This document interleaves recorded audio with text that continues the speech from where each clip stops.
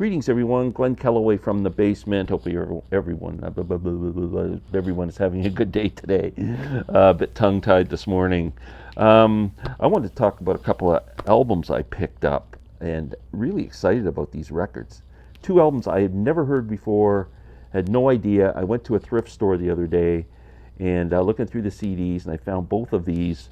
Let's talk about the first one being Kate Bush's album, Ariel. Now, I'm going to call myself a casual Kate Bush fan. I'm pretty respectful of her music. I think she's great, but some albums are just a little too, I don't know, maybe I haven't spent enough time listening to them. I first heard of Kate Bush when she played on or sang on Don't Give Up on Peter Gabriel's So album. One of my favorite female performances on a record. I mean, just absolutely beautiful performance on that song.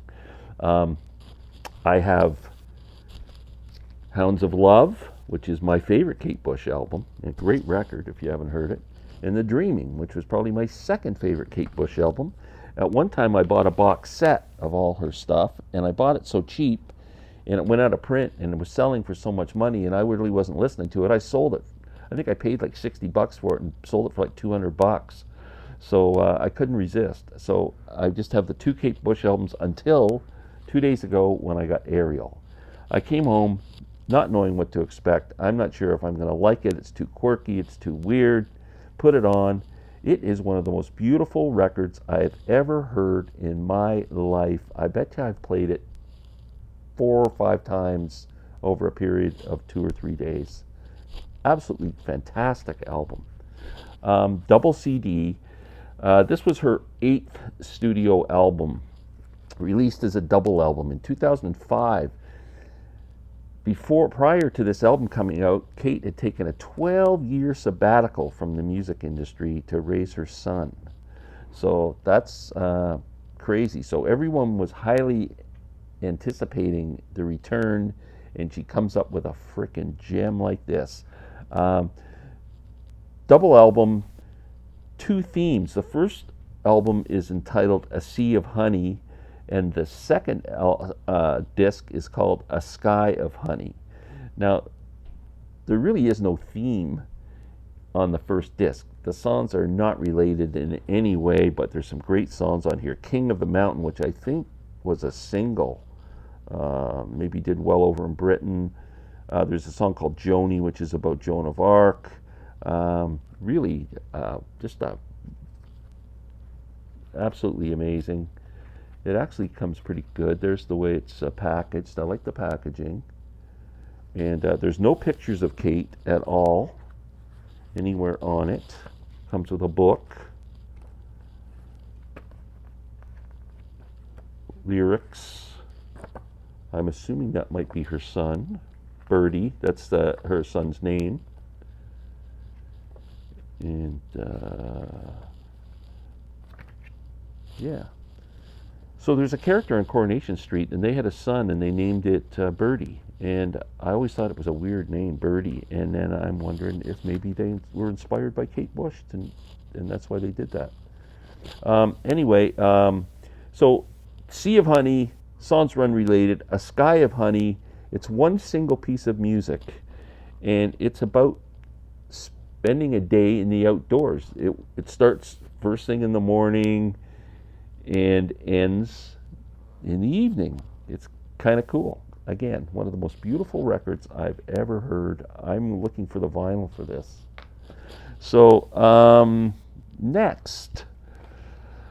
$2.99, by the way, and I just bought it on speculation and absolutely thrilled. The other album I'm absolutely thrilled with, I didn't know this band at all, and I'm watching my buddy Scott on the Prog Corner, so thank you very much, Scott. And in the background, he always has records behind him. And one of the records he had one day, and I just saw it, and it just, because I'd never seen it before, it stuck in my head a little bit. Cake. And I'm not even sure if it's this album, because I think all their records look the same but have a different title under them. But he had one of the Cake albums behind him on the thing, the vinyl. And then I'm in the thrift store and I see this Cake album. I went, if it's good enough for Scott, it's gotta be good. So I picked it up. Oh man, these guys are amazing. They're a alternate rock band from the 90s. I think this album was released in 1998.